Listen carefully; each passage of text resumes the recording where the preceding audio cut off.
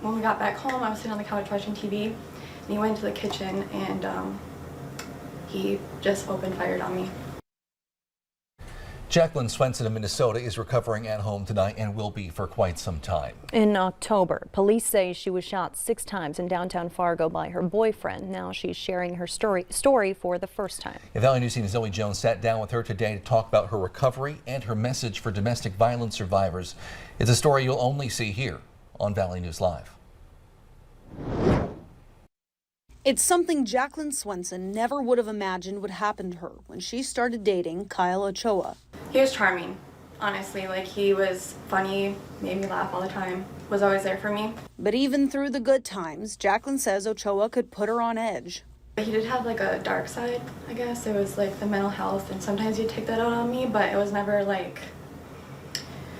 alarming to me at that time. It wasn't alarming until Wednesday, October 25th. When we got back home, I was sitting on the couch watching TV, and he went into the kitchen and he just opened fire on me.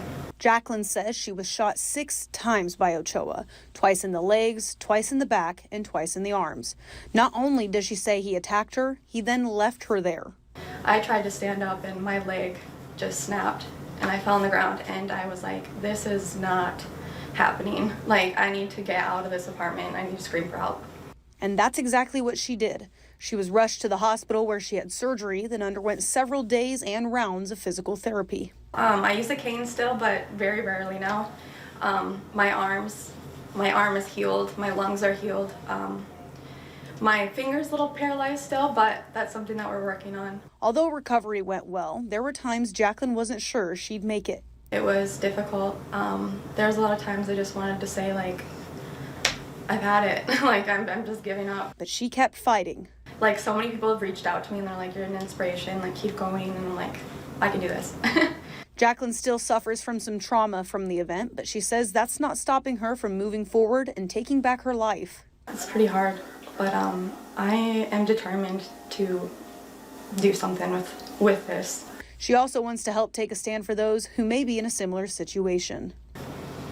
I think if I could give any advice to any women out there or men in domestic violence situations, is that, you know, if they have no issue hitting a wall or hitting an animal, there's not much that separates you from that object or that animal. Not in their eyes, not if they're that angry. Zoe Jones, Valley News Live. Jacqueline heads back to the doctor to talk about the nerve damage in her arm next week. The man accused in the shooting, Kyle Ochoa, is due back in court on January 10th.